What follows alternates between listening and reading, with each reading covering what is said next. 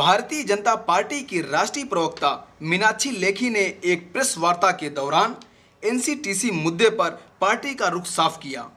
उन्होंने कहा कि सरकार भारतीय जनता पार्टी के सुझावों को गौर करती है तो भारतीय जनता पार्टी एनसीटीसी कानून के साथ है। जो इंटेलिजेंस एजेंसीज हैं वो इंटेलिजेंस एजेंसीज अपना काम अलग करेंगी और जो ऑपरेशन है जिनको बाकायदा ग्राउंड पर जाके टेररिस्ट से डील करना है वो अपना करेंगी। तो जो एनसीटीसी है वो एक इस तरीके का काम कर सकती है जो बाकी देशों में भी होता आ रहा है कि इंटेलिजेंस आप जगह जगह से इकट्ठा करेंगे।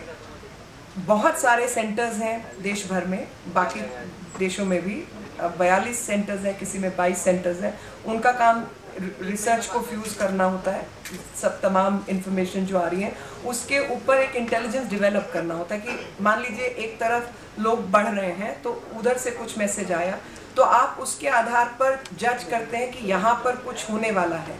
कि मान लीजिए नेवल एक्टिविटी जो है गुजरात की गल्फ में बढ़ी हुई है तो उसका आप क्या अर्थ निकालेंगे।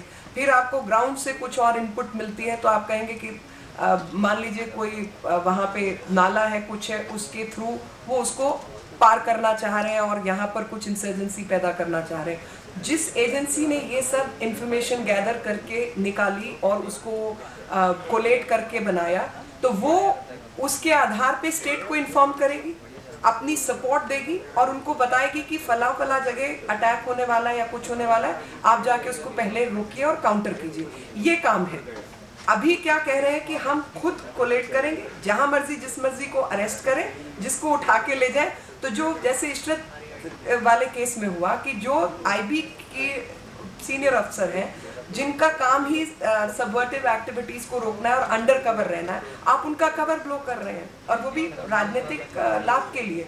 तो जहां पर इस तरीके की पॉलिटिसाइजेशन देश की सिक्योरिटी के साथ है उसके हम सख्त खिलाफ हैं, क्योंकि कहीं ना कहीं देश रहेगा तो अब हम लोग जिंदा रहेंगे पॉलिटिक्स करने के लिए।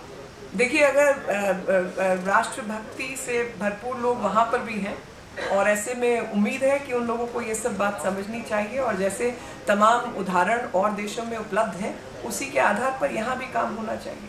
ब्यूरो रिपोर्ट, संचार टाइम्स, दिल्ली।